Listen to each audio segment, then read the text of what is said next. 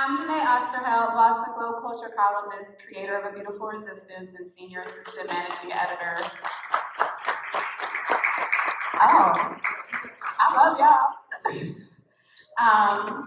This is Robert Patton-Spruill, filmmaker, educator, master distiller, all-around creative. Before I even introduce everyone else, I just do want to mark a moment. Rob debuted his first film at ROXFILM Film Fest 25 years ago, and we're celebrating 25 years of Roxbury Film Fest, so I consider this a very special occasion. So 25 years of ROX Film Fest, 50 years of hip hop, 50 years of RCC. Let us walk in love and be in love and celebrate today and every day forward. We have Dart Adams, who means the world to me. He's a fellow journalist, historian, lecturer, author, and pretty famous on Twitter. One of the most proud Bostonians I know. Next to him, we have D1, a rapper hailing from New Orleans, the first in Louisiana to be appointed by the governor. He is here on fellowship at Harvard. I was also a Harvard fellow, so I'm glad you're here today with us. We have Shaydez, and the iconic Shaydez, hip-hop artist, producer, speaker, and educator. Thank you. And we have the Edo.G, Boston rap icon. Be a Father is one of the first songs I knew all the words to, as well as Fight the Power, so I'm feeling pretty lucky today. Edo.G put Boston rap on the map as one of the first to gain New York respect and national recognition, and is a big Boston voice and activist and space holder. Thank you for being here. My first question for the panel would be, because we just saw the Public Enemy film, what is the song that sticks with you when you think about Public Enemy? What is the one that moves you? I'll start with you, Dart. Wow, that's quite the question. But I'm gonna have to go with summer 1988. So I'm gonna have to go with Don't Believe the Hype. Because Don't Believe the Hype was one of those songs that got out of the normal hip hop, rap, underground sphere. Let's put it this way. The Columbia University football team was writing Don't Believe the Hype on the towels of their uniforms because they wanted everybody to know that they were going to be a threat in the Ivy League. So to give you an idea, we knew who Public Enemy was because their records and their albums were floating around fall. The album dropped around spring 1987. But it didn't cross over and it didn't blow up. And it barely got played on black radio. So they had to tour to gain their audience. And heads, fans, kept talking about Public Enemy. And then they dropped one single that was on the Less Than Zero soundtrack in 1988. And everybody was like, when this album drops, we gotta go buy this. And in the summer of 1988, when everything was out, the competition was at its highest, they dropped possibly, arguably, the greatest rap album of all time. It Takes a Nation of Millions to Hold Us Back. And Don't Believe the Hype was the song everybody was playing. You heard it out of every car going through Roxbury, South End, Dorchester, Jamaica, playing everywhere. So that's the song that I have in my memory. Shaydez? For me, automatically, it's the song Unity by Queen Latifah. She is a big inspiration to me, and when I hear that song, the live instrumentation, the content, the subject matter, what it stood for and what it still stands for today, that is a song that I always will have in my memory, and sometimes I even include it in my sets to represent unity in this day and time as well.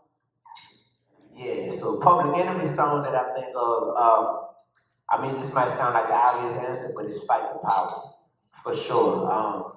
You know, me being on the younger side, when they first came out, I mean, I either wasn't born or I was an infant, you know, so growing older and becoming aware of Public Enemy, Chuck D was actually my template for what I wanted to be stepping into the rap game. I started rapping as a college student. Watching the documentary, I'm like, oh, that's where they were, you know, getting big, like during their college years, and not getting big in terms of industry status, but getting big in terms of manifesting what they wanted to accomplish inside the rap game. That's where the vision really came into place. So when I think about that, I started to find out about Public Enemy during my college years. And as a college student, I'm in Louisiana, where I'm from, en route to getting a degree in business. But I was like, I'm getting a marketing degree, but I'm really learning how to market me, because I became a middle school teacher when I first graduated, and the plan was always to just make impact over income. You know, we don't know how long we have on this earth, so I was like, whatever I can do to make impact, that's what I want to chase. So I'm doing that as a teacher, but then people like Chuck D showed me that you can still make the same impact that you have in the classroom, outside the classroom, on these stages, and not have to water down your message now one bit. So Fight the Power is just like this superhero music that I think of whenever I think of PE. Thank you. REKS is joining us. REKS is a rapper hailing from Lawrence, Massachusetts. He has like 20 records between his albums and EPs spread over like a 23-year career. So amazing. Welcome. I mean, for me, it would definitely be like, I mean, obviously, from It Takes a Nation, Don't Believe the Hype for me, like I think was the one that kind of like visually and impact in my life coming up. Not really being raised by my dad, like being able to see individuals like Chuck D paint the narrative in a way that like made me want to paint the narrative parallel to like them. So yeah, I said Don't Believe the Hype. Edo.G.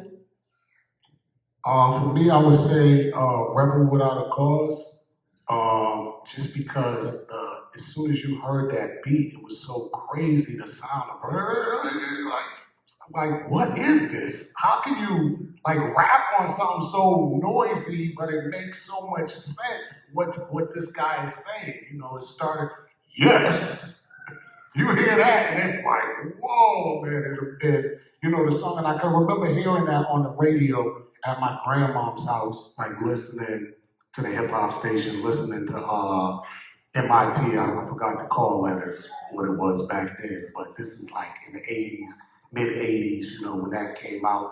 And that just blew my mind. And, you know, I always was a fan of Public Enemy itself, just for uplifting Black people and, you know, bringing that to the forefront. They were the mainstay for, you know, talking about Black stuff, you know, and educating me as a teenager. And, you know, throughout the years, throughout my career, I built a relationship with Chuck D. I call him my big brother in hip hop. We've done, you know, music together, and, you know, so, I mean, for me, it's a dream come true to, you know, people who I had literally on my bedroom walls, posters, looking up at them, and then to be affiliated and be respected and considered a peer is, you know, and I still, you know, we look at these guys from the 80s, the Public Enemies, the KRSs, the Kanes, the Rakims, that whole group, they're like, you know, hip hop gods. You know what I mean? That's how we revere them. So, you know, that's for me, my PE story. The filmmaker himself, Rob. It's just like, I'm just gonna say, I asked this question to Chuck. When I said, Chuck, what song do you think most represents what you do and what you've been trying to do? And he said Zero, so Channel Zero. Shaydez, did you want to go back at it? Yeah, thank you. I didn't get to hear you say Public Enemy. For me, it's definitely Fight the Power. For me, I'm a very visual person. And when I first laid eyes on that video and just saw everything represented, again, the unity within Black people, the hood, like just you know, it just meant a lot for me even at that time, and I was a baby myself. So for me, for it to still be powerful and resonate was like a big deal for me. And to still see Chuck D today, like very active, he's still very active on social media, still fighting a good fight. That's definitely a song that I would say hold in my memory. Thank you. For me, it's definitely a tie between Brothers Gonna Work It Out and Fight the Power. But speaking of Fight the Power and thinking about the 25th anniversary of ROX Film Fest, the 50th anniversary of RCC, as well as hip hop, I wanted to ask each of you what the importance of making spaces like this are, spaces for Black creativity, spaces for Black thought, spaces for Black collective care and activism. And Rob, I'll start with you. I mean, I grew up, I don't know, 200 yards that way, so I feel like, and I probably haven't been here in 2 years, so I guess I'm a little bit into one of them weird, I don't know, what are they, fake food states? What do they call it? I don't know. So, thank you, brother. I'm in one of those weird kind of spaces, but I guess I'll just tell the story about this room here. When I was a kid, my grandmother was a professor at Roxbury Community College. She taught early childhood education, and I remember when they built this building, and I was probably 14 years old, and I said, one day I really want to show work here. I want to be like here. And so for this particular movie, when we were almost done with it, I lived on Lambert Ave, right off of Highland Street. So we took the master tapes down here. Is the president still in the room? Well, we snuck in and we tested the audio on the speakers in here, and we wanted to make sure it looked good before we went to our world premiere out at the American Film Institute Festival. So, and then I think I also tested the speakers and the sound on my movie Do It Again a couple years later. So this particular room, I guess, is kind of like, for me, it's like they built me my theater.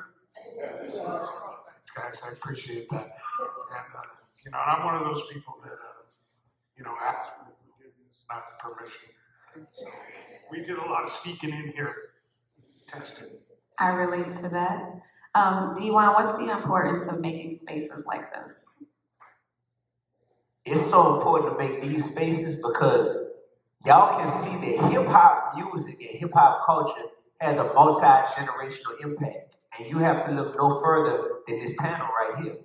You see multiple generations that have been impacted by hip-hop music and culture. And that's powerful from the standpoint of representation. So when you can be in the audience and look and be like, wow, I relate to this person on stage, or me and this person are near the same age, or I relate to his narrative, or oh wow, you used to be sneaking in here. Cool, I used to be sneaking in places myself. Like, you're gonna attach to different people's stories. And I think that a lot of times this is just to show that this culture isn't going anywhere. It's not a fad. There may be older people who, I just got into a heated discussion at Harvard. I was guest lecturing in Henry Louis Gates Jr.'s class, and I love him. You know, we went back and forth at the end of my lecture because he feels like, oh yeah, you know, hip hop. I mean, it's running the industry right now, but it's gonna fade out just like every other genre did. Like, D, I've been here longer than you. This is just how these things go. And I'm like, my brother, I love you, but hip hop ain't going nowhere. I promise you, it's not.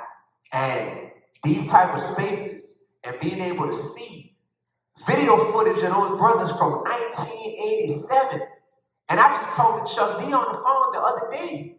And I was just in the studio with Flavor Flav working on some new music with him 3 weeks ago. So for me to see, like, man, that's, what, 36 years ago? Like, this isn't going anywhere. So I think these spaces are really important because it allows us to say, since it's not going anywhere, how do we unite as a human race? Just like Chuck said on stage on one of those clips, how do we unite as a human race, eradicate things like racism, and say, moving forward, let's embrace the positive aspects of this culture, and let's continue to use it as a teaching tool for our community in the future. So that's why these spaces are important. Rex? That was dope.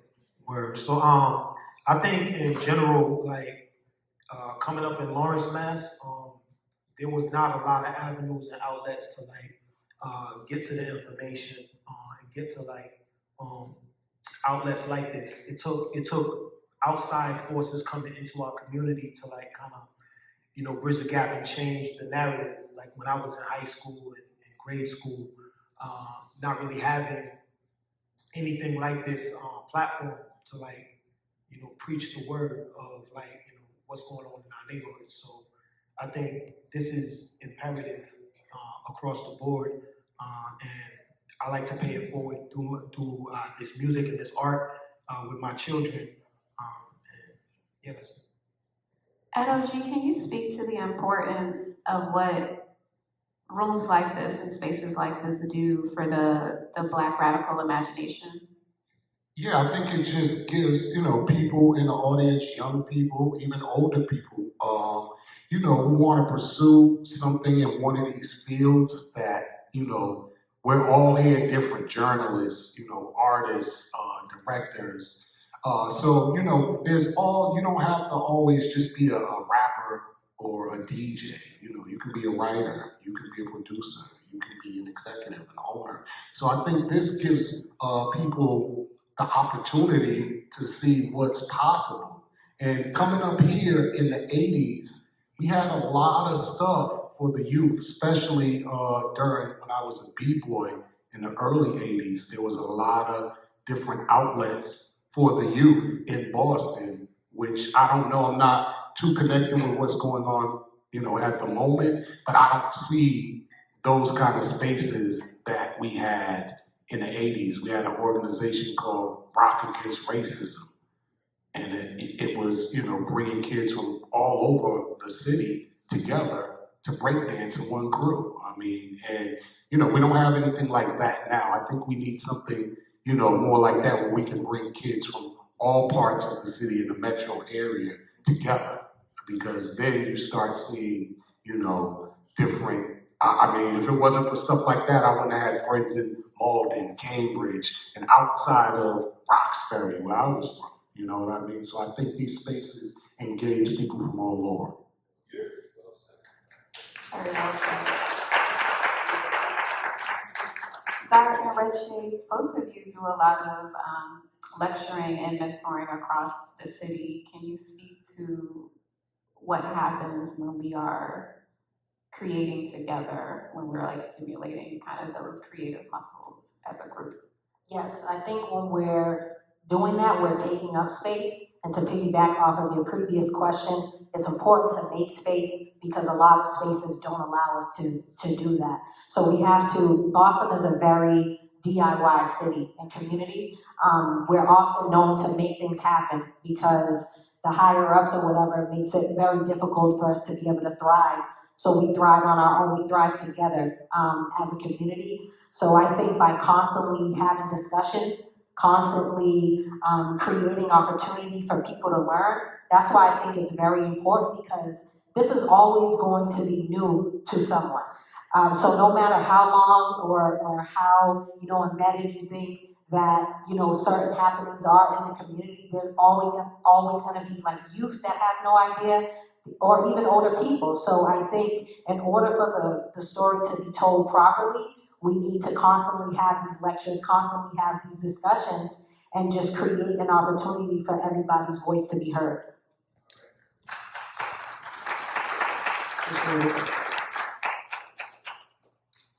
Dart. Okay, so as a kid growing up in the south end of Roxbury, I grew up on Mass Ave. I was born 75, so I grew up on Mass Ave between Columbus and Tremont. And we had the Harriet Tubman building directly across from me when I was a kid. At the end of the block, we had the NAACP building. I lived in the same neighborhood as Mel King. So there were all these people in the community that were directly involved in the lives of young people. We had the USCS, the United South End Settlement Houses. So I had all these community programs at this school, at the Boys and Girls Club in Roxbury, the South End Boys and Girls Club. And they directly impacted the lives of the young people in the community through the older folks in the community who had those same opportunities and wanted to pass on the things to the kids. And the reason I'm sitting on this stage and the reason I'm the person I am today is because I had older people in my neighborhood when we were little kids sitting on the stoop tell us the history of the neighborhood. Who lived here? Who built stuff here? You know, Sammy Davis Jr. grew up in the same neighborhood you did. You know, having people stop me and say, you know, like, Miles Davis used to come here all the time. He came to Boston to pick out his band members. He got Tony Williams from this neighborhood. You know, he used to, like, meet people, and like, he would come from Harlem and say, I want to play for Boston crowds because they're going to let me know if my music hits or not. You know, Chick Corea. That's how we met Chick Corea, coming to Boston. And when you hear things like, I remember back when Quincy Jones came here to go to Schillinger House, and he would play in these clubs and he would hang out with folks, or hearing stories of a humanized Martin Luther King Jr. playing pool, playing basketball, cracking jokes, listening to jazz, stories about Malcolm X growing up. This was all possible because people cared about the kids in the community. And then they went to after-school programs, or they stood around and they hung out with the kids and shared lessons with them. And that wouldn't have happened if I lived in anywhere else. If I had lived anywhere else, I wouldn't have the same appreciation for history if I didn't grow up in South End, Lower Roxbury. And the fact of the matter is that I had places like RCC right in my backyard, which had just been built recently. You know, and this was a new building at the time. The schools were new. You know. The Blackstone School was new. The Quincy School was new because we were coming out the era of like '68 when Mel King had the protest for 10 City. And all of these things happened because the community fought for them. And they made it possible for the kids to have this appreciation for life and understanding like the importance of growing up as young Black kids and getting an education and all these things. So, like, I can't stress to you enough how important it is for me to be on stage right now at RCC for its 50th anniversary, because this community and all these things birthed me, and I'm just glad to be a part of that change going forward.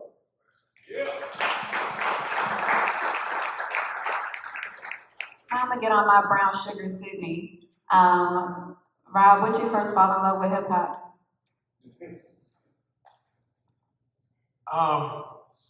When did I first fall in love? It's kind of a hard, I'm old. Like I'm looking at this panel. I'm like, I think I'm the oldest dude up here. I would say Sugar Hill Gang. Like, I mean, like, the hip around. You mean it's birth? That's a beautiful thing. That's not something to shrug away from. I mean, I went to like white schools and it was like me and one other Black guy. We were like, listen to this. I was like, what? I don't know. So I guess I'm old. That's not an old thing. That's a wisdom thing. That's a gift thing. You're here long enough to say that you know when it was born. 77, 78, 79. 79. October 1979. I was with you. So, I was like 11 years old, and it's like, what's that? Right. You know what I mean? Rex, when did you first fall in love with hip hop? I think it was Christmas rap on B Street, going back to listening to Kumo D. So I mean, I'm aging myself as well. You know, like I earned my grades, so I'm happy about that. Red Shades? Yes, I think I fell in love with hip hop. Mine is a little unique because I was able to watch my dad pursue music every single day. Growing up in Boston, where it was a very hard place to come out of, so I would say circa like 95, 96. So all of my favorite artists are definitely from that era. So I would definitely say that's when I fell in love, was when I saw my dad pursuing his rap career. Edo.G? I'd probably say like 82 as a B-boy, you know, that whole era. And then as far as rap goes, Falling in Love, which is MCing and rapping, I was in Shaydez roller skating ring, to all my people out here who know. So that was a spot in the 80s where we used to go listen to hip hop and roller skate. And I was still breakdancing because they had the super nice floor, as you guys know. And they said, yo, we're gonna stop the music. We got a special guest. And a couple of local guys that I had knew got up and started rapping and beatboxing. And this was like 84. This is the first time I ever seen live, somebody doing it live. And right then and there, like, my eyes was open and that was it. That's all I see from that day in Shaydez. So that was it for me. Makiba, I think this means we need to have a Shaydez 50th hip hop anniversary. Oh, hell yeah. D1, when did you first fall in love with hip hop?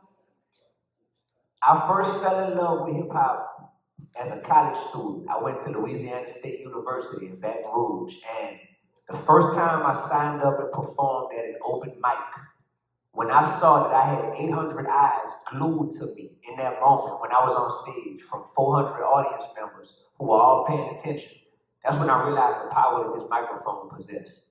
And I was addicted to having that ability to make impact while I was on the mic. And it started in that moment. When that talent show ended, I didn't win third place, I didn't win second place, I didn't win first place. But I feel like that gave birth, that impregnated me with a vision for what I could do on this microphone. And here I am, all these years later, still on the microphone, addicted to that opportunity to make impact every time they press play on my record. So that's when it started for me. I love that. Like Red Shades, my dad was also a musician. He was a guitarist. I'm from the DC area, so go-go music is like my first language. So I feel like it was somewhere between go-go, Salt and Pepper, Push It, and probably MC like I Can Cha Cha Cha to this Mardi Gras. Like I can still like hear it in my head. I think I was just stuck on it. I think there's also something about hip hop that inherently, no matter where you are in the culture and what you do, it empowers you to use your voice and to know your strength. So one of my favorite parts in Rob's film is when this Brit radio journalist is like, oh, Public Enemy is the best hip hop, period. And Chuck D's like, hip hop has many periods. He's kind of talking about the importance of the balance and the harmony of all the many identities of hip hop. So I would just like to take a moment for each of you to kind of reflect on the evolution of hip hop and why it is important that we have nuance in our storytelling. Go ahead, Dart, I see you. So one of the knocks on rap was that it was party music. It was music strictly for entertaining the crowd. And the rapper was just window dressing. Pretty much, we came to see the DJ. And the rappers had to audition for the DJ. Like, all right, you could be the guy who gets on stage while I spin the music, and you gotta shout me out while y'all do your routines. Because it's all about, we do our routines, we do our thing, we go back and forth, what have you, but it's all about the man with the master plan, you know? That woman said, we're gonna make a record about what's going on, just like Marvin Gaye did it, just like Stevie Wonder did it, and pissed off Berry Gordy. But this is the person who runs the label who said, we're gonna make a record about what's going on outside. And they made this song called The Message, and it blew up. And it changed everything going forward. Oh wait, so you mean we can use rap for this too? We can affect social change, we can talk about what's going on in the community? Oh, that opened a whole new can of worms. And what that did was, it created an opportunity for people like a young Chuck D, who was MC Chuck D, you know, before Spectrum City even got down. And when he was on the radio, he saw the impact that radio had in black communities, and in communities, period. Me growing up in the city, I had WILD, but also I had neighborhood radio stations, which were all the colleges were in my neighborhood, like WILD, you know, WERX, you know, WHRB, which is at Harvard. The station that was at MIT that Ed was talking about, that had Lecco's Lemma, which was the first radio station to have the entire hip hop community come from all around Massachusetts, because they're like, wait, they're playing our songs, they're playing our demos. Wait a second, I'm hearing records from people from all over, it's not just me. So, and then the thing was, we understood that, yo, we do this thing differently. We all have this different thing that we bring to the table. And from there, rap evolved and morphed. And it wasn't just one thing, it wasn't just one genre, there were subgenres. And that diversity was the power of what rap was, but it was also the power of what hip hop culture was. Hip hop culture fed rap, not the other way around. And it was important that rap evolve and do different things and bring in more voices and more perspectives, women, you know, who were there from the beginning, by the way, I just want to point that out. Some of the earliest rap records from 1979, 80 were done by women. To the Beat Y'all, by Lady B.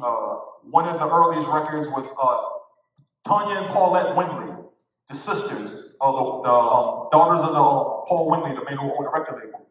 And they made one of the earliest rap records. People don't ever talk about that.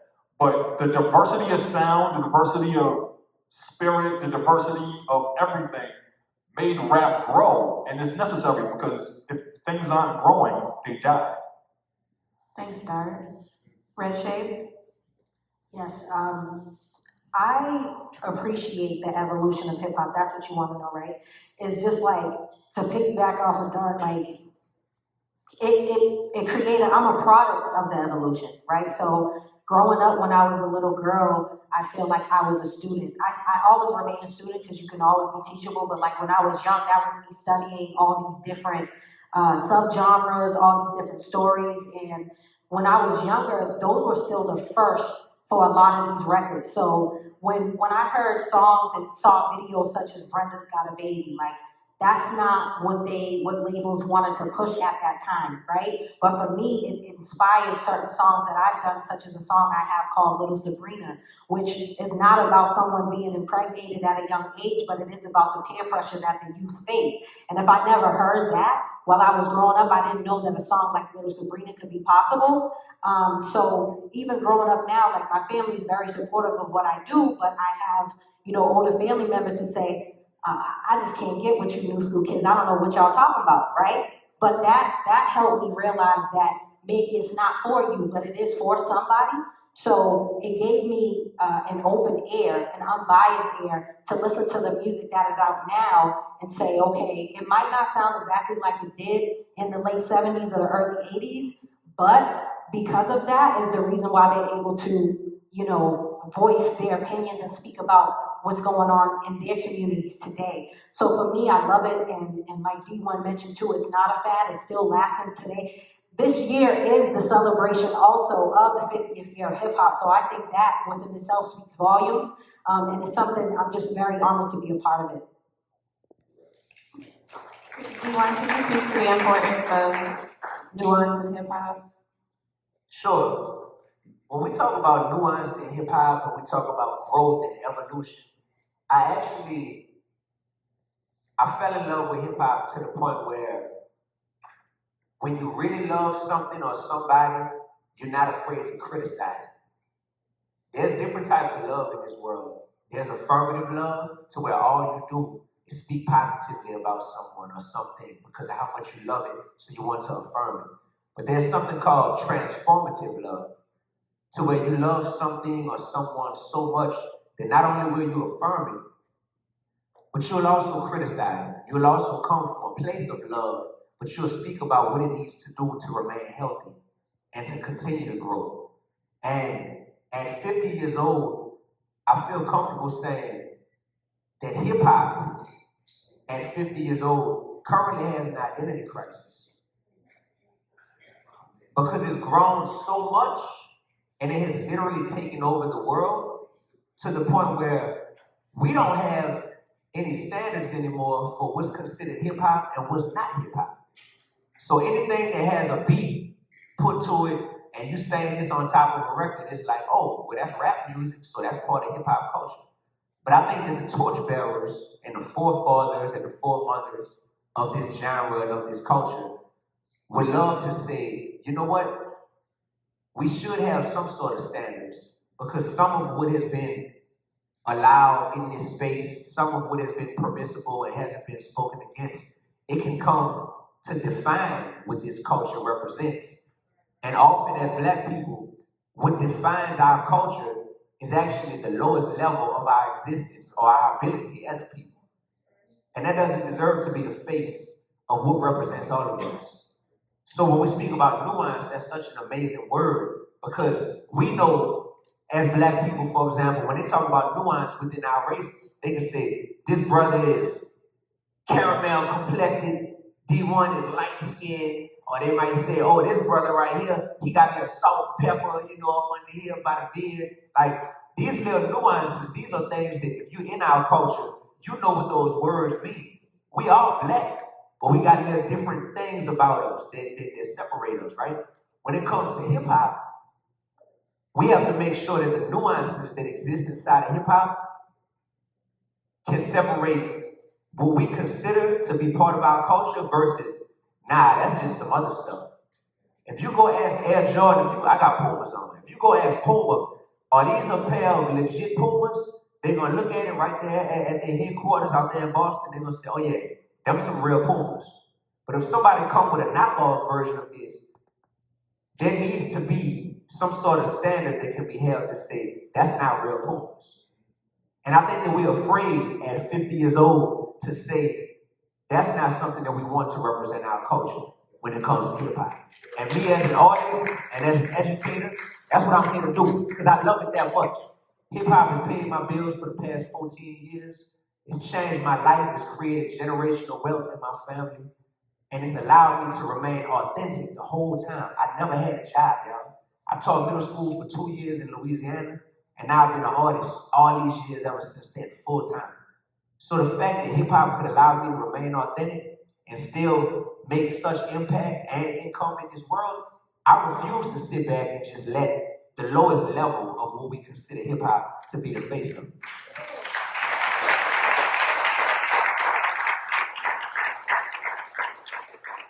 D1 with the fierce urgency of James Baldwin. We love to see it. REKS and Edo.G. For me, the nuances is, seeing the genre spread all across the country, and hearing, the different sounds from different parts of the country and different slangs and different wording and different ways they represented themselves. Like, we didn't know nothing about California until the rappers told us about California. If you was from Boston, you had no idea. You know what I mean? So this was connecting the dots everywhere. I could find out what dudes was doing in Connecticut by listening to some Connecticut hip hop, or New York, or down south, wherever you was from. So for me, those nuances and seeing it kind of, the chain reaction from in the 80s, then you would hear somebody from the South, and now they're the OGs of the South, just like PEs and these guys. These were the first, like MC Shaydez. I don't know, a lot of people know about him from Atlanta way back in the 80s. But man, fire, and he inspired a lot of the Outcasts and a lot of these guys that came after. So I knew about Atlanta in the 80s, listening to him. So that was, for me, those nuances gave me, to know that it's everywhere. Wow, these dudes is doing the same thing down there, you know what I'm saying? So that was my nuance for it.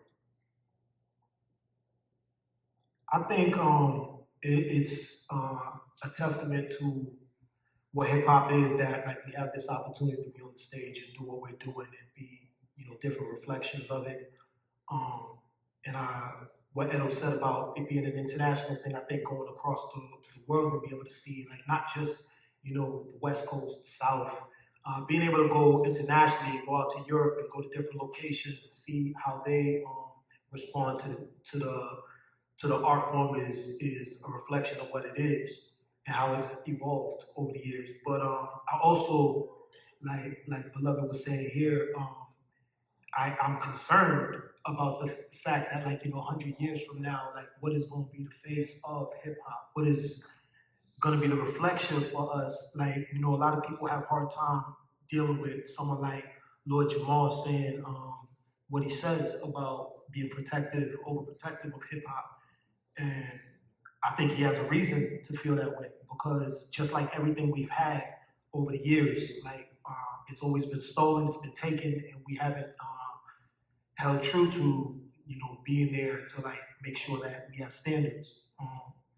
An example would be, like, I live in Georgia now, and Killer Mike, he got a barbershop, and there was like a shooting by his barbershop, and the news only spoke about the fact that it was connected to Killer Mike. He had nothing to do with it, but the storyline is always going to say something specific to tell the tale.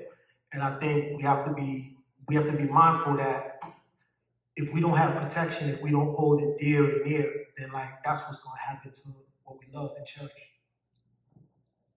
Thank you. Rob, I feel like your film really, it was grappling with those questions, even with Public Enemy and how different they sounded to what people thought rap was even then. So what does it mean to you to kind of see the evolution and how far and wide it spread? Can I speak honestly? Yes. I'm profoundly disappointed. I feel like money has corrupted it, and if I listen to another song where we rhyme the N-word with murder, death, and poison, and that's what we sell our youth, and then we wonder why we're an underclass, I am profoundly disappointed with where it is today. Because I came from, if you listen to PE music, is there an N-word on any of it? Maybe once. Maybe, out of what, 12 albums? Why do we sell poison? And then why do we look and say, why are we poor? Why are we underclass? But we sell each other poison? So I'm profoundly disappointed with what I see today. And I think it's been corrupted by money. And I think that whenever you're going to sell something, you sell sin. And I get that. I've seen car commercials that sell naked women or whatever it is. But at the same time, I think that we are poisoning ourselves by not letting our real voices out and just by saying the same rhymes with GER over and over again. And I'm very sad. One of the interesting things about Public Enemy was their approach to the music. They had this thing they called the noise, right? And basically they said they wanted to make music that pissed the girls off and made everybody wonder what the hell was that. The thing is that in the process of doing that, they were making songs that people were dancing to. They made songs like Welcome to the Terrordome. I seen people dance hard in the early 90s, like when Welcome to the Terrordome came on. They made songs like, when we talk about Fight the Power is one of the most noisy, militant, in-your-face songs. People danced to that record. 1989, A Number, Another Summer. That's when everybody's at the party. That's when everybody's at the function. And that record came on and everybody lost their mind. And danced hard. That's when we fought dance. And we just like dancing with our fists. Yep. Shoulders, elbows, all that. Don't believe the hype. But we're coming down to our last few minutes. So I want to end how I always end, with this, asking people what makes their life a beautiful resistance. You can also, if you want, say what makes hip hop a beautiful resistance. It's your choice. Dart, since you already are on the mic. What makes hip hop a beautiful resistance is that it wasn't supposed to exist. It wasn't supposed to thrive, and it did in the face of it anyway. The people that gatekeep black music hated it. They don't play instruments. They're not speaking English. These young people don't know anything, so why are they even here in the first place? You're taking time away from Stevie Wonder. You're taking time away from Prince. You're taking time away from Anita Baker. You're taking time away from inter-artists here. But the young people love it, and they keep clamoring for you to play it. So we'll play it at night when the sun's down. We'll put it in the record store, sure, we'll put it at the back of the store. But hip hop thrived and rap thrived in spite of all this. And by the 90s, it was hitting #1 on the Hot 100. By the late 90s, it had surpassed country and rock as the #1 selling music, period. Has it been corrupted by money? Absolutely. However, there's the mainstream, where the money is, and there's the underground, down here, where people get to do what they want, how they want, and affect the audience directly. And unfortunately, what's promoted versus what's being made is not the same thing. So rap and hip hop are a beautiful, resistance for that reason. Edo.G? I would say that for me, hip hop has been a lifestyle. It's more than just, it's something that I've lived since I started it. It's a part of my life. It's the way I dress. It's the way I talk. It's the way, the way I am. When people see me, they know I'm hip hop. It's in my blood. So, for me, traveling all over the world, meeting people from all different cultures, literally everywhere, it's just been an amazing ride. And, it's continuing to get better. And, to jump on to what Dart said, there's, mainstream and there's underground.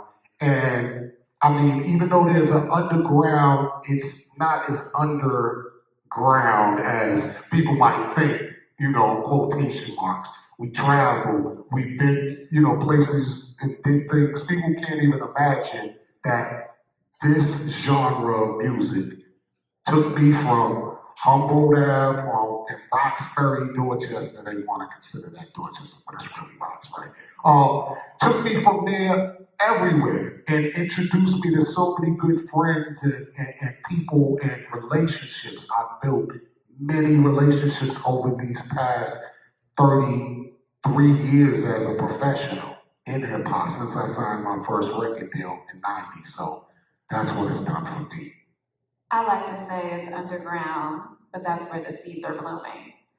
Red Shades, what makes hip hop a beautiful resistance?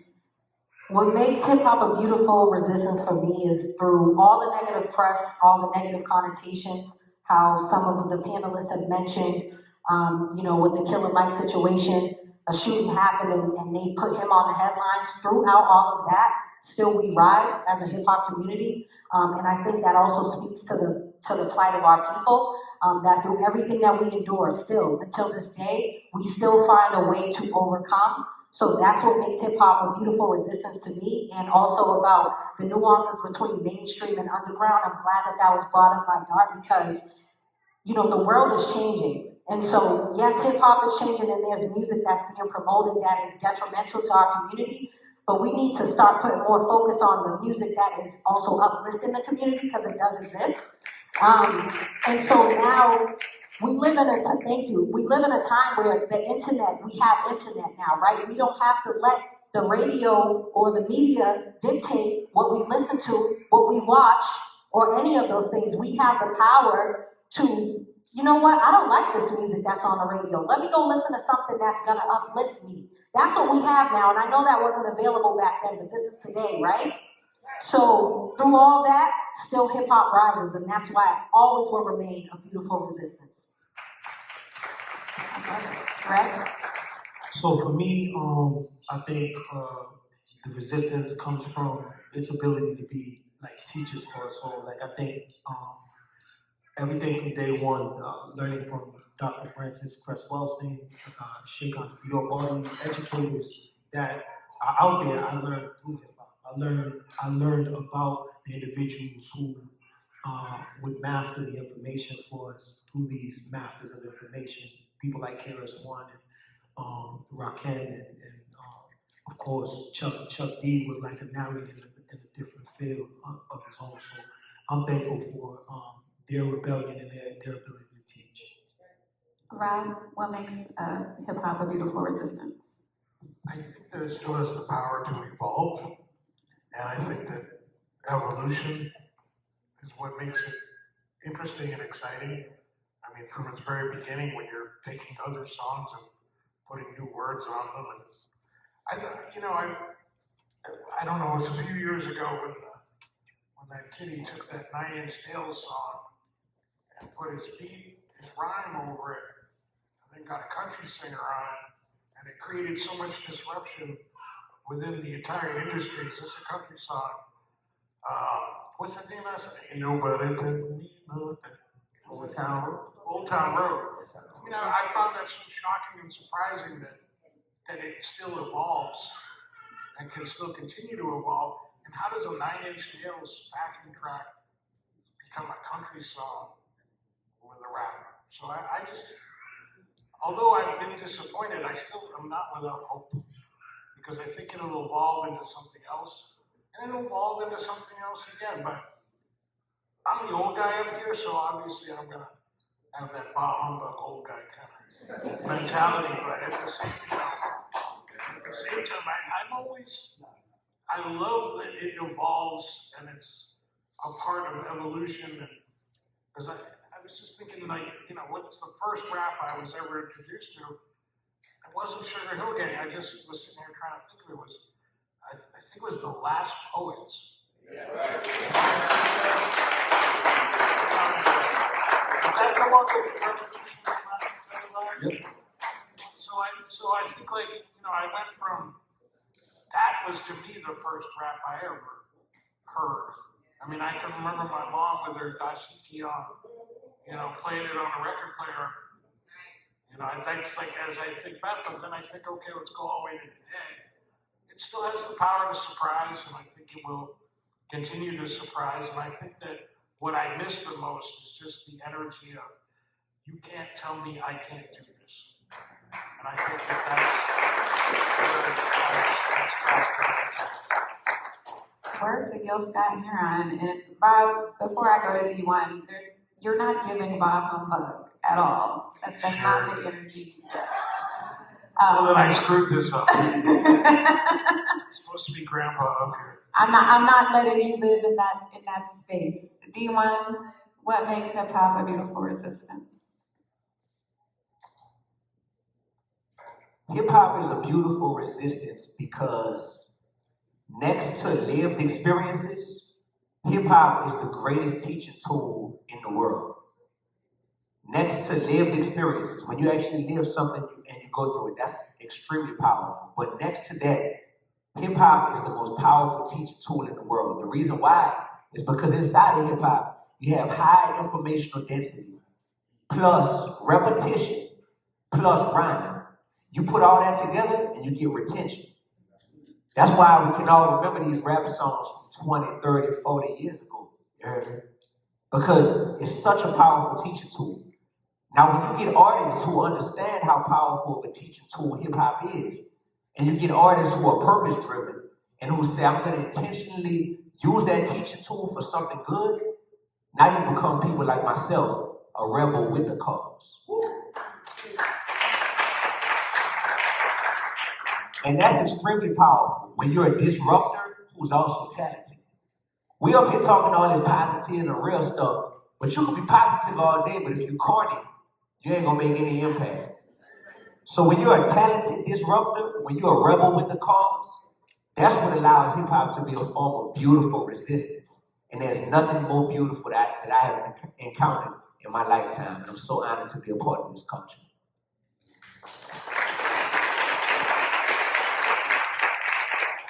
Well, I want to thank everybody for being in community and conversation with me today. Hip hop's a beautiful resistance because you're a beautiful resistance. We're a beautiful resistance. Thank you, Roxbury Community College. Thank you, ROXFILM Fest. Thank you, Rob. Thank you, Hip Hop. I believe we have some performances coming up soon, so we're going to end this portion of the programming. Thanks, everybody.